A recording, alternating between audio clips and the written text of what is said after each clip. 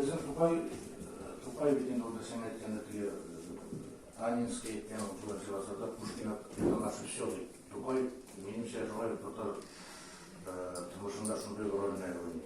Hatta Tupay'ın da mesela Finland dillerinde әлі тәржіме етілмеген, ең жақсы шиырларын тәржіме етіп шығарғайды. Tupay ғана түгіл, біздің классикларда, халық күшетілі классикларда бар қазіргі заман әдебиеті. Нәшриятлар енді бұл ешерін батырын түгіл, қазіргі заман әдебиетін нәшір етуге тілейлер бөлек.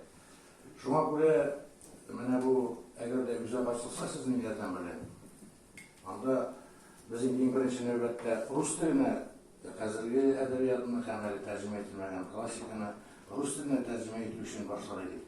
Һәм әлбәттә төрки телләргә, шуңа күрә тәрҗемә итү бер хәл, тәрҗемәчеләргә инде тапшырып түләмчеләр эшләми.